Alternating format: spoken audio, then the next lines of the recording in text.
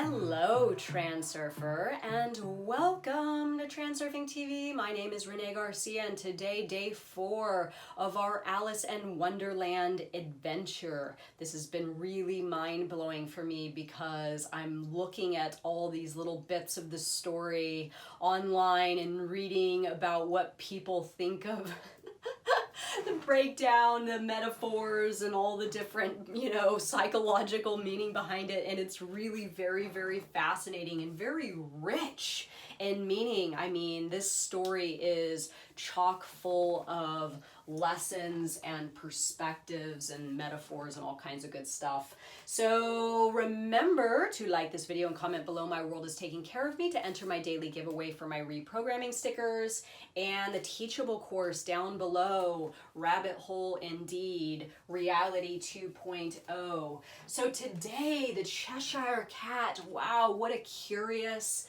character. The animation's amazing, the poetic nature and the way that he speaks, all the different things he's saying, particularly when Alice first encounters the Cheshire Cat.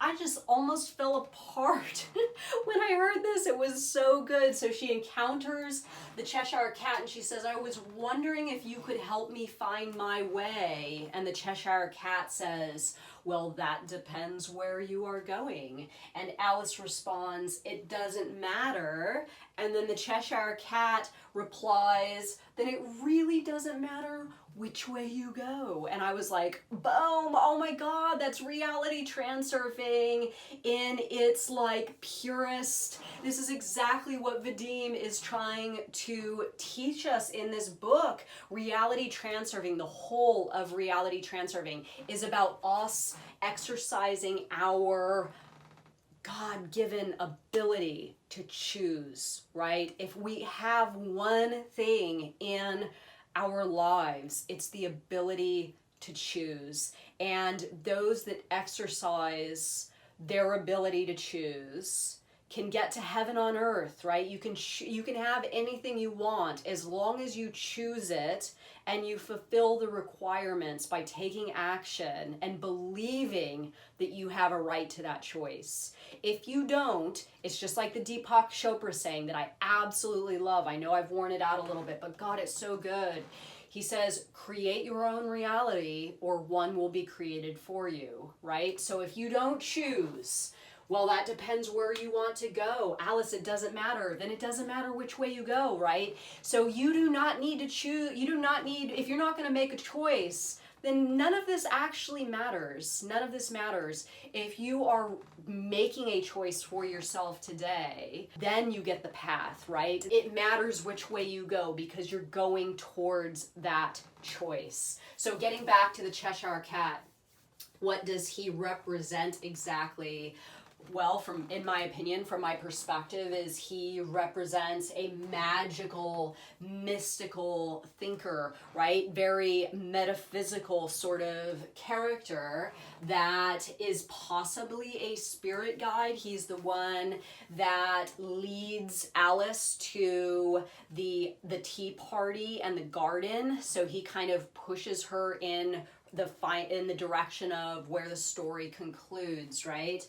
And he also offers her some warning. Interestingly, the warning comes in form of what seems to be a positive, like when she says, when he says, the queen is going to be absolutely mad about you, and Alice takes it as a positive thing, but if you recall the rest of the story, the queen's absolutely mad and she's beheading people, right? Because somebody's painting her roses red, and Alice is actually in the line of fire and the Cheshire Cat is kind of oddly trying to warn her. So then he also references the Mad Hatter, and Alice says that she's tired of talking about mad things, right? She doesn't want to talk about mad things. And then his response is, well, most everyone is mad here. So this is the amazing thing about this part of the story, and particularly this statement, everyone is mad here. pre-transurfing, when I didn't understand reality, myself, my relationship to it, I thought everything was like effing nuts, right? I thought it was, the world was chaotic. I thought that nothing made sense. It all just seemed like random events happening to me and me responding, and you know, none of it really was, I wasn't able to make sense of any of it. Now, after 5 years of reality transurfing, I have peered behind the curtain. In my opinion, I have seen with lucidity how reality functions and moves around me, how my environment moves and works, how my relationship to that. And I feel that I have a great brevity of knowledge now, but even more so than ever, I acknowledge that everyone's mad. Even though I've put 2 and 2 together and sort of worked things out, and for the most part have a comprehensive understanding of how reality functions, I am now seeing more than ever that it is chaos, right? It absolutely is chaos. And I'll get more into that when I go in to the story of the Tea Party. I think that'll be the next one.